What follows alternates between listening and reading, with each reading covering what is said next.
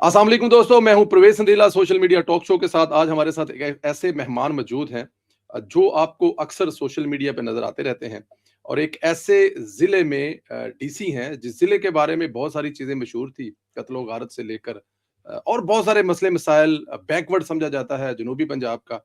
लेकिन एकदम हमने खबरों में देखा कि वो सूबों की जो एक रिपोर्ट है उसकी रेस में नंबर 1 पे आते हैं। वैसे तो हम देख रहे थे, उसकी वजह हमें समझ थी, लेकिन हमने सोचा कि हम ज़रा तकलीफ़ दें ज़िला मुज़फ़्फ़रगढ़ के जो डीसी साहब हैं उस्मान ताहिर जप्पा साहब से और उनसे बात करें और उनसे पूछें कि ये कैसे किया उन्होंने एक ऐसा डिस्ट्रिक्ट जो समझा जाता था कि बैकवर्ड में है, जनूबी पंजाब में है, वो ज़िला रावलपिंडी, ज़िला लाहौर, ज़िला सरगोदा, ज़िला गुजरात से भी नंबर 1 पे आया। हमारे साथ मौजूद हैं आज के हमारे मेहमान उस्मान ताहिर जप्पा साहब। अस्सलाम वालेकुम। वालेकुम अस्सलाम वरहमतुल्लाहि वबरकातुहू। संदीला साहब, आप खैरियत से हैं? Sir thank you very much sir, बिल्कुल ठीक सर। आपके टाइम का बहुत शुक्रिया। मुझे अंदाज़ा है कि आप मसरूफ़ हैं, आपके लिए सैटरडे, संडे, मंडे, ट्यूसडे सारे दिन एक जैसे हैं। मुझे सर सबसे पहले तो ये बताएँ कि आप मुज़फ़्फ़रगढ़ में कब से डीसी हैं? कितनी देर हो गई है आपको? ताकि मुझे ज़रा अंदाज़ा हो जाए नंबर 1 में लाने तक कितना टाइम लगा आपको? ये जी मैंने जॉइन किया था एज़ अ डीसी मुज़फ़्फ़रगढ़ 18 जुलाई 2025 में, और इस वक़्त 9th मंथ जो है वो हमारा 8 मंथ में हम इस डिस्ट्रिक्ट को यहाँ पे लेके आए हैं जी। ठीक सिर्फ़ ये अभी साल भी नहीं हुआ आपको मुज़फ़्फ़रगढ़ के डीसी को लगे हुए? जी, ऐसे ही है। गवर्नमेंट ऑफ पंजाब में आप ओवरऑल भी देखें तो अल्हम्दुलिल्लाह जिस पेस के ऊपर काम हो रहा है, हर बंदा ही अपना बेस्ट परफ़ॉर्म करने की कोशिश कर रहा है। तो ज़ाहिर है ये सारे ही बेस्ट परफ़ॉर्मर्स हैं और उन बेस्ट परफ़ॉर्मर्स की आपस में रैंकिंग होती है, एक हेल्दी कॉम्पिटिशन है, जिसके तहत ये रैंकिंग जो है वो डिजिटल रैंकिंग है जो गवर्नमेंट ऑफ पंजाब इश्यू करती है, जिसको बोर्ड ऑफ रेवेन्यू जी। आगे जाके मैं कुछ और सवाल करूँगा। सबसे मुझे ज़रा ये बताएँ कि आपकी शहर की लाइटें बड़ी मशहूर हुई। हमने ये देखा कि आपके शहर में जैसे ही शाम होती है, तो हर तरफ मुज़फ़्फ़रगढ़ की वीडियो सोशल मीडिया पे नज़र आना शुरू हो जाती है। ये सब काम 8 से 9 महीने में हुआ या ये पहले से मौजूद था? असल में जी जो वीएन है ना सदीला साहब, वो टॉप से फ्लो करता है। हमारे जी। जो चीफ मिनिस्टर हैं, मैंने जैसे ही इस डिस्ट्रिक्ट को ज्वाइन किया तो साथ ही 18 जुलाई को ज्वाइन करने के साथ ही फ्लड की फोरकास्टिंग ऑलरेडी आ चुकी हुई थी। तो एक फ्लड का पूरा एक दौर चला जिसमें कोई 3 महीने हमारे फ्लड के दौरान गुजरे, जिसमें सारी गवर्नमेंट ऑफ पंजाब आपको मुतहरिक नज़र आई। हमारी सीनियर मिनिस्टर यहाँ तशरीफ लेके आई, उनके साथ 5 सीनियर मिनिस्टर्स थे। तो वो जब फ्लड का टाइम ओवर हुआ तो उसके बाद पंजाब को वापस से रिवाइव करने के लिए और उसकी लाइफ जो है वो दोबारा बहाल करने के लिए एक ऊपर से टॉप से वीएन फ्लो किया कि अब हमने लोगों को दोबारा से जिस लाइफ में वो रह रहे थे इस फ्लड के शॉक से निकालना है। तो दोबारा से वो सारी जो गवर्नमेंट की मशीनरी है उसको जो है दोबारा से स्ट्रीमलाइन किया गया। उसी में एक ब्यूटिफिकेशन मेन कंपोनेंट है चीफ मिनिस्टर पंजाब का कि हमने सिटीज को ब्यूटीफाई करना है, जिसमें जो दूर दराज के भी शहर हैं सारे और जो मेन टाउन्स हैं उनके अंदर भी ब्यूटिफिकेशन की मुख्तलिफ स्कीम्स जो है वो चल रही हैं।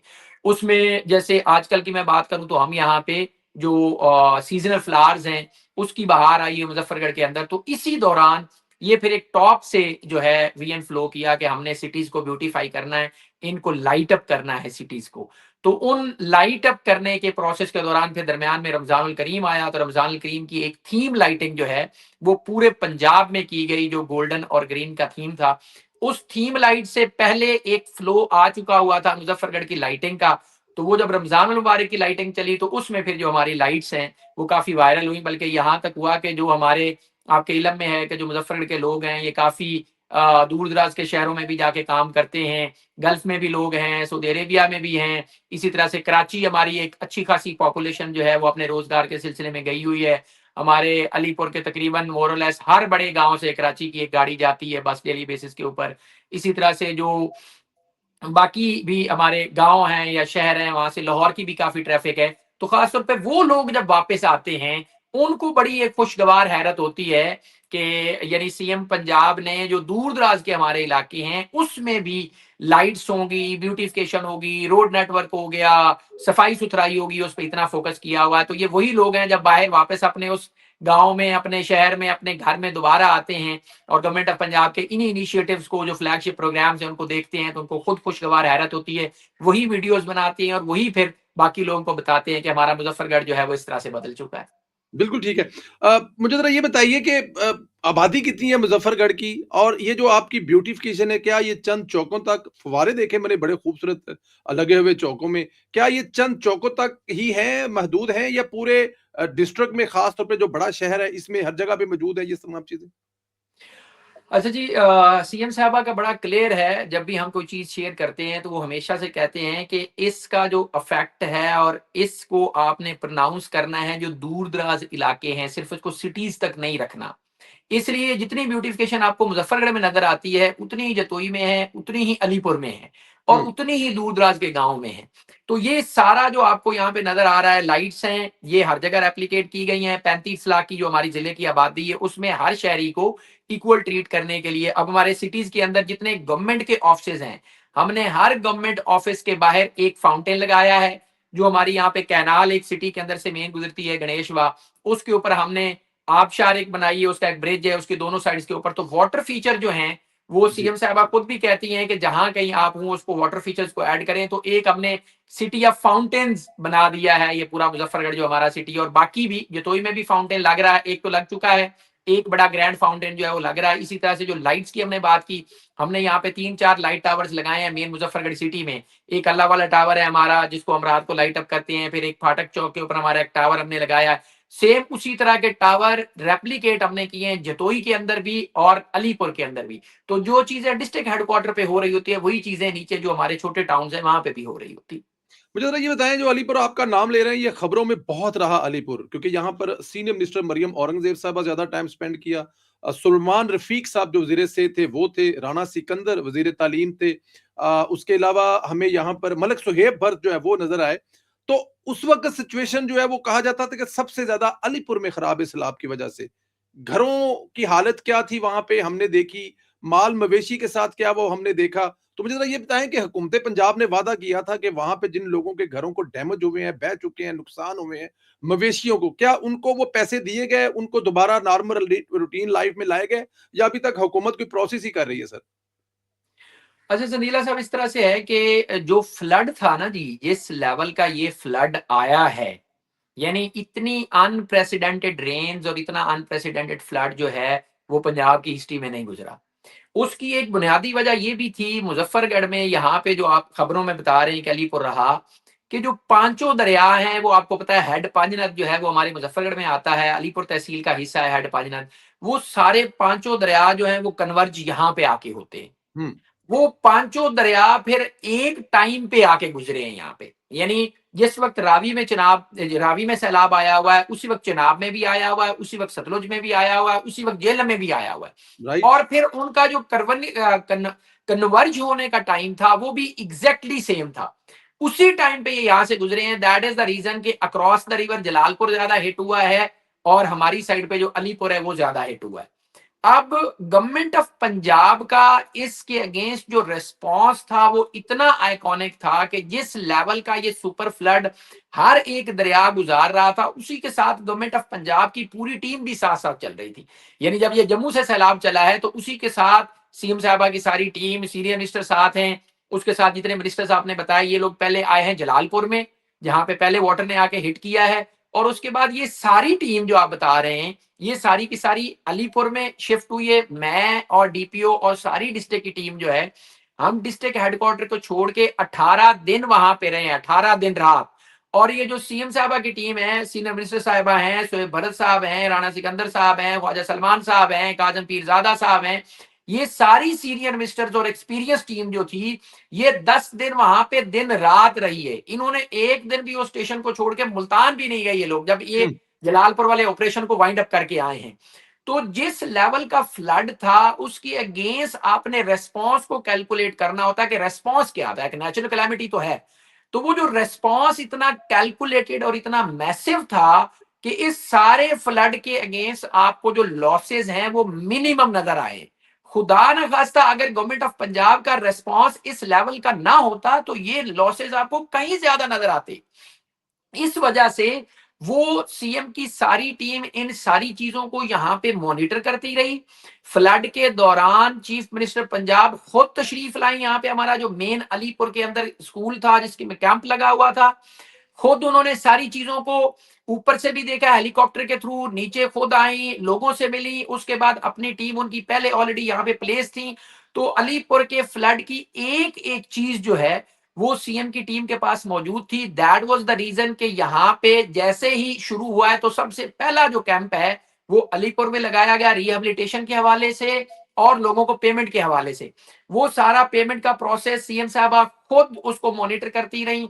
और जब यहाँ पे डिस्ट्रीब्यूशन की बारी आई है तो ऑन यहाँ पे, इसलिए यहाँ पे जो वो सारा प्रोसेस है लोगों को रिहेबिलिटेट करने का वो मुकम्मल हो चुका हुआ है। जिन जिन लोगों के घर जो है डिस्ट्रॉय हुए थे फ्लड की वजह से, उनका पूरा सर्वे किया गया और उस सर्वे की बेस के ऊपर उनको कंप्लीट पेमेंट इस वक्त तक हो चुकी है जिनका अर्बन यूनिट ने सर्वे किया था। अच्छा, कंप्लीट पेमेंट हो चुकी है। वंडरफुल जी, ये बहुत बड़ी बात है कि जो जितने लोगों के नुकसानात हुए थे वो तमाम की पेमेंट हो चुकी है। अच्छा सर, ये बताएं मुझे जरा, मेरा मेन सवाल जो है, जो मेरा मकसद था आपके साथ आपसे टाइम लेने का, ये जो रिपोर्ट जारी हुई है, इस रिपोर्ट को कैसे बनाया जाता है? क्या-क्या चीजें इसमें देखी जाती हैं? कौन-कौन सी ऐसी कारकर्दगी है? कौन-कौन से ऐसे ज़िली हुकूमत के कारनामे हैं, लोगों का भला हो रहा है, जिसकी बेस पे ये रिपोर्ट बनती है? कुछ मेजर चीजें बताएंगे सर? अच्छा, इसमें गवर्नमेंट ऑफ पंजाब की जितनी भी मॉनिटरिंग की टूल्स हैं, जितने भी मॉनिटरिंग के मैकेनिज्म हैं, वो सारे के सारे डिजिटल हैं। उनको डिजिटली मॉनिटर किया जाता है कि हर एक चीज को डिजिटल स्कोर दिया गया है। उसके अगेंस्ट हर ऑफिसर जो है फील्ड में है या सेक्रेटेरिएट में है, उसकी कारकर्दगी को जो है वो नापा जाता है पर्टिकुलर उस स्कोर के अगेंस्ट, जिसमें से फिर 97.92 जो है वो मुजफ्फरगढ़ को मिले। तो इसके जो इंग्रेडिएंट्स हैं वो मैं आपको बता देता हूँ। एक प्लीज। इसमें इंग्रेडिएंट है फील्ड विजिट्स का, कि जो ऑफिसर्स हैं वो फील्ड विजिट कितने करते हैं, उन फील्ड विजिट के अगेंस्ट फिर वो उन फील्ड विजिट को बताया जाता है, उसकी मॉनिटरिंग की जाती है। फिर उसके बाद आप सर्विस डिलीवरी के अंदर इनोवेशन कितनी लेके आए हैं, आप पब्लिक को क्या फैसिलिटेट कर रहे हैं, उस इनोवेशन इनोवेशन के और पब्लिक फैसिलिटेशन के 3 नंबर हैं। ये 3 मार्क्स आ गए। उसके बाद आपने डिसिप्लिनरी प्रोसीडिंग और अकाउंटेबिलिटी के अंदर क्या काम किया है, जिसको ट्रांसपेरेंसी कहते हैं। जी। ट्रांसपेरेंसी को मेंटेन करने के लिए अकाउंटेबिलिटी के 10 नंबर हैं। फिर इसके बाद आगे इसमें एक इंग्रेडिएंट है डिस्पोजल ऑफ कोर्ट केसेस का। हुँ। एसी के पास, तहसीलदार के पास, डीसी के पास जो कोर्ट केसेस चल रहे होते हैं, उसका डिस्पोजल आपने कितना किया है, फिर उसके मार्क्स हैं।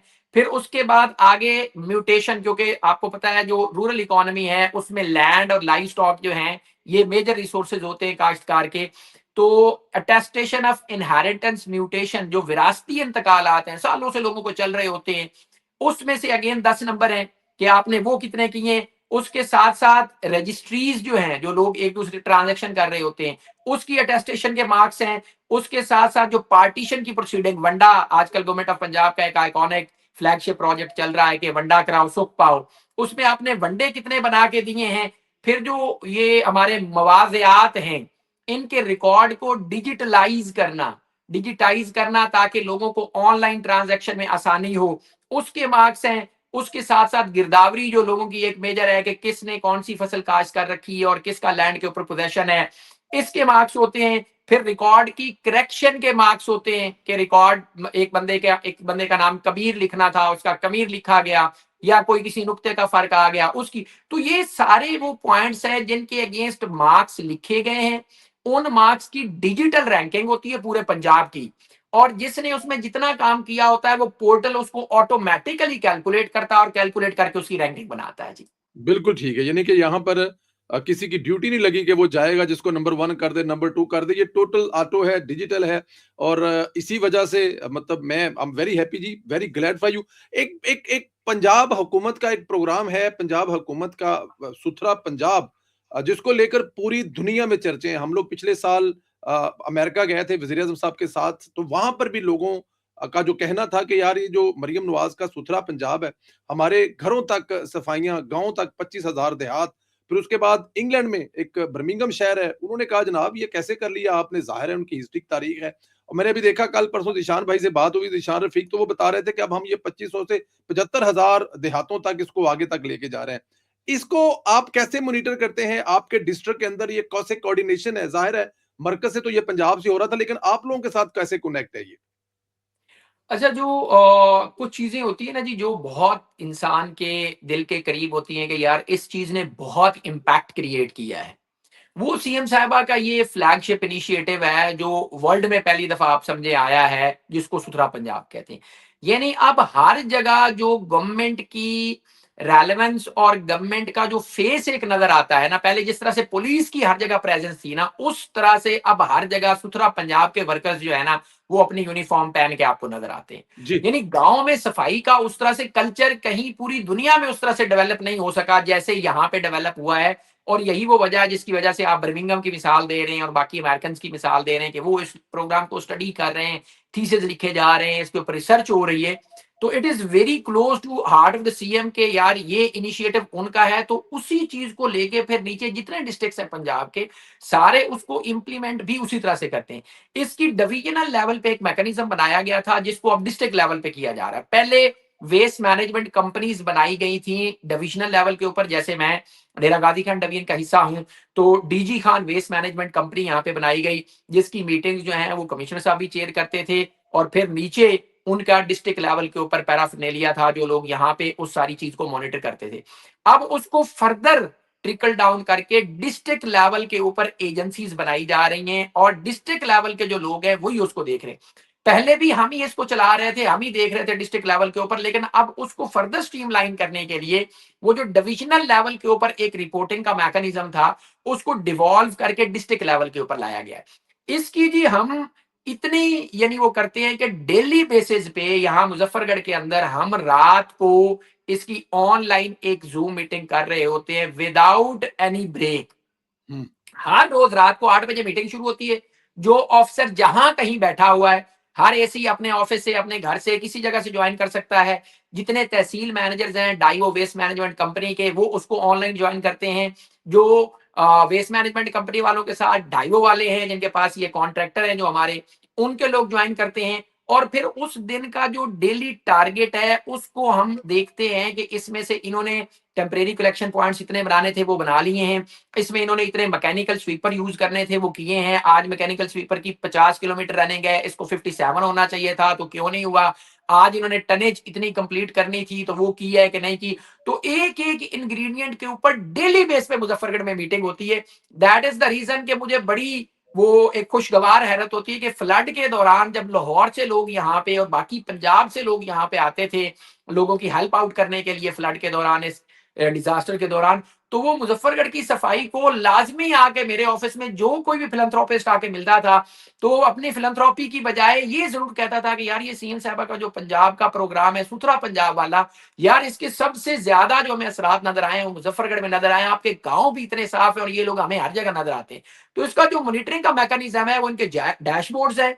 उन डैशबोर्ड्स के थ्रू डेली बेसिस पे जो रिपोर्ट इनकी जनरेट होती है, उसको रात 8 बजे बैठ के हम उसका फॉलो अप ले लेते हैं, एक आधे घंटे की मीटिंग कर लेते हैं। नेक्स्ट डे का उसमें जो प्लान है वो तय कर लेते हैं और अगले दिन शाम में उस प्लान को फिर हम दोबारा से किस लेवल पे एग्जीक्यूट हुआ उसको डिस्कस कर लेते हैं। तो वो एक फॉलो अप है जिसकी वजह से ये डे बाय डे पूरे पंजाब में ये प्रोग्राम जो है वो अपनी कामयाबी जो है वो जाहिर कर रहा है, दिखा रहा हाँ, है। ये जो फ़ॉलो अप का लफ़्ज़ आपने यूज़ किया, ये दुनिया में किसी भी काम के लिए, बिज़नेस के लिए, गवर्नमेंट के लिए, किसी भी शोबे के लिए जब तक फ़ॉलो अप नहीं होगा, मेरी खुशकिस्मती है कि मैंने लाहौर में हेड ऑफ़िस में बैठ के भी प्रोग्राम किया, फिर मैंने सरगोदा में जाके वेस्ट मैनेजमेंट के ऑफ़िस में प्रोग्राम किया, कुछ और जगहों पे भी किए।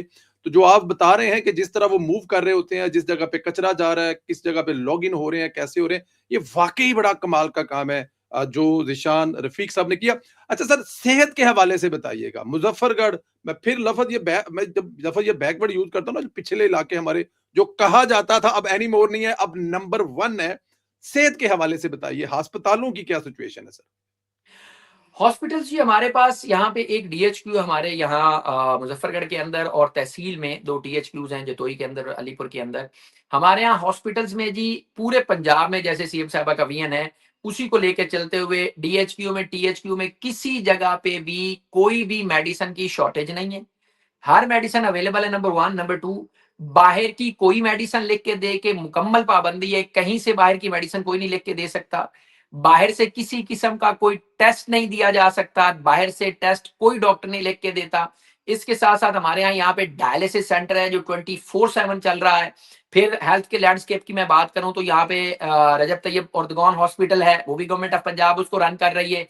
तो जो हमारा हेल्थ का कवर है इस पूरे एरिया में वो बहुत ही आइकॉनिक है। इसके साथ साथ हम हेल्थ का एक और प्रोजेक्ट लेके आए हैं जिसको हमने टेलीमेडिसिन का नाम दिया है। स्पेशली जो आजकल के हालात हैं इनके अंदर मॉडल बड़ा ही सक्सेसफुल हो रहा है कि जो हमारा मरियम नवाज हेल्थ क्लिनिक है उसके ऊपर हमने एक टैब प्रोवाइड कर दी है, एक लिंक प्रोवाइड कर दिया है, एक फोन प्रोवाइड कर दिया जो डॉक्टर के पास अपना फोन है उसके थ्रू, और एक बंदे को फोकल पर्सन को हमने बिठा दिया है डीएचक्यू के अंदर और टीएचक्यूज के अंदर। वहां पे जो डॉक्टर बैठा हुआ है एमओ जो मरियम नवाज हेल्थ क्लिनिक में, उसके पास एक पेशेंट ऐसा आता है, ये ऑस्टेरिटी के हवाले से मैं आपको बता रहा हूं, जो मुजफ्फरगढ़ से इनिशिएटिव अल्हम्दुलिल्लाह लिया गया है। पहले से हम चला रहे थे लेकिन मौजूदा सूरत हाल में ये बड़ा हमें इफेक्टिव लगा है उस तरह से कि एक पेशेंट है जो दूर दराज का इलाका, हमारा रांगपुर जो है वो यहाँ से 80 किलोमीटर दूर है, और जहां हमारी बाउंड्री जाके खत्म होती है, जहां से अहमदपुर से अलझंग जिला लगता है, वो 87 किलोमीटर, कहीं तो 90 किलोमीटर भी दरिया का इलाका, मीरपुर सुरबाना और वो वाला जो इलाका है।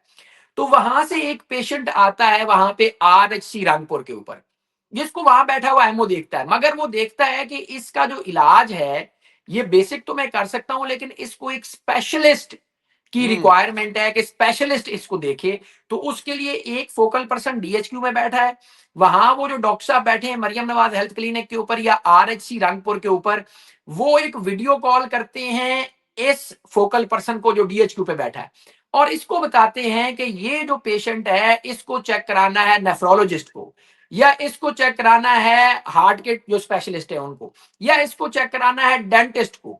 तो वो फोकल पर्सन अपनी टैब लेके जाता है उस स्पेशलिस्ट के पास, वो स्पेशलिस्ट उसको वीडियो कॉल पे देखता है पेशेंट को, वीडियो कॉल पे ही उससे पूछता है, और साथ साथ जो उसको एक्सपर्ट एडवाइस चाहिए होती है वो साथ एमओ बैठा होता है, वो एक्सपर्ट साइड से वो बता रहा होता है कि सर इसकी ये सिम्टम्स हैं, इसका मैंने बेसिक टेस्ट किया है, इसको ये अलामत आ रही हैं, इसकी ये रीडिंग्स आ रही हैं। उसकी बेस पे वो टेली मेडिसिन का जो मॉडल है उसमें स्पेशलिस्ट वहां बैठ के डीएचक्यू से उस मेडिसिन को रेकमेंड करता है, और वो मेडिसिन उसको वहां से आरएचसी या बीएचयू से प्रोवाइड की जाती है मरियम नवाज हेल्थ क्लिनिक में। अगर वो मेडिसिन मौजूद नहीं है तो फिर वो मेडिसिन यहां से भिजवाई जाती है डीएचक्यू से उस आरएचसी तक या उस मरियम नवाज हेल्थ क्लिनिक तक। तो मौजूदा दौर में जैसे ईरान जंग की वजह से फ्यूल की जो सूरत हाल बनी हुई है प्राइसेस की, तो उसको मिनिमाइज करने के लिए ऑस्टेरिटी के लिए हम पहले भी चला रहे थे लेकिन इसको अब हमने क्लब किया ऑस्टेरिटी के साथ, और ये एक one of its kind initiative है पूरे पंजाब में, जो टेलीमेडिसिन का एक मॉडल है जहां पे 80-90 किलोमीटर दूर बैठा हुआ जो बंदा है वो वहां पे बैठ के डीएचक्यू पे बैठे स्पेशलिस्ट की जो खिदमत है वो हासिल कर रहा है। वंडरफुल सर, मैं इस पे भी अपना पॉइंट ज़रा मैं अब शेयर करूँगा कि मैंने 2-3 मरियम नवाज़ हेल्थ क्लिनिक जो है उनका विज़िट किया, सरगोदा, शेखपुरा में, एक आध ज़िले और में भी। तो आई वाज़ रियली वंडरिंग कि मतलब कि वो जो हम अक्सर कहते हैं कि मरियम नवाज़ जो पंजाब को यूरोप बना रही है, वहाँ पे एक तो वो कैशलेस है, काउंटर ही कोई नहीं है कि आपसे कोई पैसे लेगा, 12-13 किस्म के ऑपरेशन हो रहे हैं। और वो जो खवातीन देहातों की हैं, जिनका बहुत बड़ा प्रॉब्लम डिलीवरी का होता है, वो पहले महीने से 9वें महीने तक, बच्चे के पैदा होने तक फ्री ऑफ कॉस्ट महीने में 2 दफ़ा 4 दफ़ा आके फ्री ऑफ कॉस्ट तमाम इलाज करवा सकते हैं, मशवरे कर सकते हैं। तो ये जो मरियम नवाज़ क्लिनिक है सर, मेरी नज़र में ये मरियम बीबी का एक बहुत बड़ा काम है सीएम साहब का। सर एजुकेशन के हवाले से बताइए था, अभी इम्तिहानात चल रहे थे, हम लोग मुज़फ्फरगढ़ के जो फोकल पर्सन हैं मिनिस्टर एजुकेशन के राणा सिकंदर साहब के, उनको देख रहे थे। वो मुख्तलिफ जगहों पे जा रहे थे, स्कूलों की हालत भी नज़र आ रही थी, टीचरों ने गाउन पहने हुए थे। तो एजुकेशन के हवाले से बताइएगा आप आपके ज़िले के बारे में सर। एजुकेशन का जो लैंडस्केप है जी, मुजफ्फरगढ़ की जब हम बात करते हैं तो मुजफ्फरगढ़ जो है इसमें एजुकेशन का लैंडस्केप शुरू से ही गवर्नमेंट की प्रायोरिटी रहा है। यहाँ पे हमारे यहाँ 2 दानिश स्कूल हैं साउथ पंजाब में, अगर आप दानिश स्कूल्स की बात करें जी। तो सिटी के अंदर एक बॉयज का कैंपस है, एक गर्ल्स का कैंपस है। फिर ओवरऑल शुरू से ही जब बोर्डिंग स्कूल का कल्चर आया तो यहाँ पे एकेडमीज का जो कल्चर था वो शुरू से मुजफ्फरगढ़ में आया। तो मुजफ्फरगढ़ में एक टेंडेंसी है बच्चों को स्कूल भेजने की, और पूरे पाकिस्तान से भी बच्चे पूरे पंजाब से यहाँ पे आके पढ़ते रहे। गवर्नमेंट का जिस तरह से फोकस है स्कूल के हवाले से, सरकारी स्कूल, मेयारी स्कूल के हवाले से, वो जो मोटो है वो यहाँ पे भी उसी तरह से चल रहा है। अब एग्जामिनेशन की जहां आपने बात की, डेली बेसिस पे जो एसीज हैं वो एग्जामिनेशन सेंटर की मॉनिटरिंग के लिए जाते हैं। ओवरऑल डीसी खुद एक आधे सेंटर पे लाजमी डेली बेसिस पे जा रहा होता है, एक दिन छोड़ के एक दिन, क्योंकि अल्टरनेट डेज पे पेपर होता है। साथ साथ डीसी क्योंकि पूरे पंजाब में डिस्ट्रिक्ट एजुकेशन अथॉरिटी का चेयरपर्सन भी होता है, तो वो हर एक चीज को वहां पे बिल्कुल माइन्यूटली देख रहा होता है, हर एक चीज जो उसके पास फ्लो होके आ रही होती है। तो हमारा भी एजुकेशन का जो लैंडस्केप है अल्हम्दुलिल्लाह, इसमें हम स्कूलों के सामने जितनी ज़ीब्रा क्रॉसिंग्स है उनको इम्प्रूव कर रहे हैं, जो स्कूलों के अंदर अर्ली लर्निंग सेंटर्स बने हुए हैं उनको इम्प्रूव कर रहे हैं। हमारा अपना एक बहुत अच्छा स्कूल है जो कि बोर्ड ऑफ गवर्नर है और उसको चेयर करता है डिप्टी कमिश्नर मुजफ्फरगढ़, वो रन करता है Sardar Kaude Khan trust higher secondary school, जो कि यानी किसी जमाने में ट्रस्ट के पास होता था, फिर अब जो है वो बोर्ड ऑफ गवर्नर उसका बन गया है, डीसी उसको चेयर करता है, बहुत अच्छा स्कूल है। तो उस हवाले से ओवरऑल जो एजुकेशनल लैंडस्केप है हमारा, एजुकेशन की जो अवेयरनेस है लोगों के अंदर, वो बड़ी अच्छी है और लोग अपने बच्चों को खास तौर पे सरकारी स्कूलों में प्रेफर करते हैं कि सरकारी स्कूलों में बच्चों को भेजा जाए, क्योंकि सरकारी स्कूलों की हालत जो है वो मौजूदा गवर्नमेंट की प्रायोरिटी है कि हमने सरकारी स्कूल को मेयारी स्कूल बनाना है, क्योंकि यहाँ पे ही हमारी पब्लिक का बच्चा जो है जाके पढ़ता है। तो हमारा अल्हम्दुलिल्लाह एजुकेशन के हवाले से बहुत अच्छा रिकॉर्ड है जी। बिल्कुल ठीक है। मेरे आखिरी 2 सवाल हैं। सहूलत बाज़ार और मॉडल बाज़ार के बड़े चर्चे हैं। रमज़ान शरीफ में जिस तरह लोगों ने खरीदारी की और आम मार्केट से सस्ते में खरीदारी की, पंजाब हुकूमत दावा करी कि अरबों रुपया इससे सार्फिन का बचा है। तो सहूलत बाज़ार और मॉडल बाज़ार की क्या पोज़ीशन है आपके पास सर? हमारे यहाँ जी साउथ पंजाब में जो बेस्ट मॉडल बाजार है in terms of location, in terms of footfall, in terms of shops, वो हमारा मुजफ्फरगढ़ का है। एक मॉडल बाजार यहाँ पे हमारा फुली फंक्शनल है, एक अलीपुर में और जतोई में जो है वो हमारे अंडर कंस्ट्रक्शन है दोनों जगहों के ऊपर। अलीपुर में हमारा मेन फैसल चौक से इकबाल चौक है, जो हमारा ब्यूटिफिकेशन भी प्रोजेक्ट वही उसी कायद आजम रोड उसको हम बोलते हैं, उसी के ऊपर चल रहा है। वहां पे अंडर कंस्ट्रक्शन है, वहां पे काम तेजी से चल रहा है। जतोई चल रहा है, जो जतोई है, जतोई में हमने लैंड जो है वो आइडेंटिफाई कर ली है और वहां पे भी अनकरीब जो कंस्ट्रक्शन है वो शुरू हो जाएगी। मगर जो मुजफ्फरगढ़ का मॉडल बाजार है, इसमें जितने के जितने स्टॉल्स हैं सारे ना सिर्फ फील्ड हैं बल्कि लोग पाइपलाइन में लगे हुए हैं कि अगर कल कला कोई शॉप खाली होती है तो वो हमें दी जाए। प्रोजेक्ट इतना अच्छा है कि आप देखें कि बिजली वहां पे फ्री है, वहां पे सिक्योरिटी फ्री है, वहां पे यानी कैमरास हर हर एक शॉप के आगे 4 शॉप्स के ऊपर एक कैमरा लगा हुआ है जिनको सिक्योर करता है। फिर उसमें पार्किंग फ्री है, हर हवाले से हर सहूलत वहां फ्री है। तो रमजानुल मुबारक में जो बेस्ट फुटफॉल था यहाँ पे पूरे साउथ पंजाब के रीजन में, वो मुजफ्फरगढ़ के सहूलत बाजार था, सहूलत बाजार का था। सहूलत बाजार अथॉरिटी ने इसको बड़े अच्छे से डिजाइन किया है, इसको बड़े अच्छे से एग्जीक्यूट किया और पब्लिक ने बहुत ही अच्छा रिस्पॉन्स दिया है। जो चेयरमैन सहूलत बाजार हैं मलिक अफजल खोकर साहब, वो खुद यहाँ पे 3-4 दफा तशरीफ लेके आए रमजान मुबारक में। कमिश्नर साहब जो हैं उन्होंने रेगुलर विजिट्स किए, हमारा डेली विजिट होता था, सिक्योरिटी हमने लगा के रखी। तो बहुत ही अच्छा रिस्पॉन्स जो है ओवरऑल पूरे पंजाब में और खासतौर पर मुजफ्फरगढ़ में जो है वो सहूलत बाजार के हवाले से रहा है। जब भी हम गए हैं जीरो कंप्लेंट के ऊपर चलते रहे पूरे रमजान बाजार में, पूरे रमजानुल मुबारक में सहूलत बाजार के अंदर हार्डली एक वायलेशन जो है वो रिपोर्ट की गई थी, जिसके अगेंस्ट फिर हमने उसको फाइन करके दुकानदार को जो है दोबारा से उसको रिहेबिलिटेट किया था उस चीज को। तो अब मुजफ्फरगढ़ के अंदर जो सहूलत बाजार है ये पहली प्रायोरिटी है, लोगों ने जब कोई भी शॉपिंग करनी होती तो वो यहाँ पे आते हैं। पहली प्रायोरिटी है। अब मुझे ज़रा वो मेरे जो दिल के नज़दीक सबसे ज़्यादा खूबसूरत आपकी खिदमत है ना, वो मेरे दिल में आ रही है और मैंने एंड के लिए रखा हुआ था। कितने लोगों का रोज़ा रखवाया और मैंने आपको देखा कि रोज़ा आप खुलवाने की हद तक तो चलो समझ आती है, डीसी साहब शाम के टाइम किसी जगह पे जाके बैठ जाते हैं। माशाल्लाह आप लोगों के रोज़े रखवा भी रहे थे, सहरी भी करवा रही थी। ये बड़ा नेकी का काम था। ज़ाहिर है जॉब के साथ-साथ अल्लाह ताला के ज़ात हज़ूर हमने पेश होना है। ये जो एक खूबसूरत काम आपने किया, कितने के लोगों के रोज़े रखवाए होंगे और खुलवाए होंगे सर? असल में गवर्नमेंट ऑफ पंजाब ने जी पूरे डिस्ट्रिक्ट्स को, जितने डिस्ट्रिक्ट्स है 41, उन सारों को ये डायरेक्शन दी थी कि आप आने के बाद पैकेज को और रमजान आने के बाद जो आपने दस्तरखान है वो हर जगह पे लगाने हैं। तो रमजान आने के बाद दस्तरखान के हवाले से मुजफ्फरगढ़ के अंदर भी 6 दस्तरखान लगाए गए, 2 मुजफ्फरगढ़ सिटी के अंदर, 2 जतोई सिटी के अंदर और 2 अलीपुर सिटी के अंदर। और इसमें पॉलिसी यही थी कि आपके जो हॉस्पिटल्स हैं वो आपने लाजमी कवर करने हैं, डीएचक्यूज और टीएचक्यूज, और बाकी जो है आप एक एक जगह पे अलग-अलग लगा सकते हैं। तो मुजफ्फरगढ़ सिटी की अगर मैं बात करूं तो हमारे 2 दस्तरखान थे, एक हमने डीएचक्यू के अंदर लगाया हुआ था और एक हमने मुजफ्फरगढ़ की जो सबसे अच्छी मार्की है उसको हमने हायर किया था और वहां पे लोगों को बड़ा ही बाइज्जत तरीके से बिठा के अच्छे तरीके से यानी टेबल कुर्सी सेट लगा के और सोफा लगा के उसके ऊपर हमने खिलाया, जिसकी पिक्चर्स भी बहुत ज्यादा जो है वो जी। वायरल हुई। वहां पे रेगुलर बेसिस के ऊपर पूरे इस मुजफ्फरगढ़ में हमने 2000 लोगों की इफ्तारी कराई है। कभी 2500 हो जाते थे, कभी 3000 हो जाते थे, लेकिन मिनिमम जो गवर्नमेंट ऑफ पंजाब का बेंचमार्क था फॉर ईच डिस्ट्रिक्ट वो 2000 का था।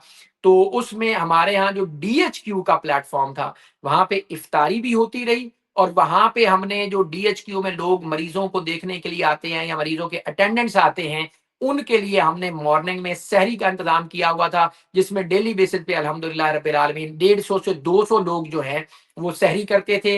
मरीजों को मतलब एक लुक आफ्टर करने का भी साथ साथ उनका काम था, और जब यहाँ पे वो आते थे, ज़ाहिर दूर दराज घरों से आ रहे होते थे, तो यहाँ पे उनकी सहरी का हमने बंदोबस्त किया हुआ था। और अल्हम्दुलिल्लाह पूरे पंजाब के अंदर मुजफ्फरगढ़ ने इसमें भी टॉप किया कि ये वो वाहिद जिला था जहाँ पे इफ्तारी के साथ साथ हमने अल्लाह के फजल से सहरी का भी इंतजाम कर रखा था। जी, जी, वो हमने बिल्कुल देखा। आखिर में ज़रा ये बताइए कि एक आम साइल उस्मान ताहिर जप्पा साहब जो कि डीसी हैं मुज़फ्फरगढ़ के, उन तक कैसे पहुँच सकते हैं? कैसे रसाई है उन तक सर उनकी? जब सब एक आम साइल जो है, जो एक आम शहरी है, जिसको कोई मसला है, जिसको कोई प्रॉब्लम है, जो जिसको कोई भी किसी किस्म की तकलीफ है, वो डीसी साहब तक कैसे पहुँच सकता है? क्या आपके दरवाज़े दफ्तर के खुले हैं आम साइल के लिए सर? एक्चुअली संदीला साहब, ये गवर्नमेंट ऑफ पंजाब की बाकायदा पॉलिसी है जिसको ओपन डोर पॉलिसी आप कहते हैं। कोई भी साइल किसी वक्त पूरे पंजाब में किसी जिले के किसी अफसर के साथ जाके मिल सकता है।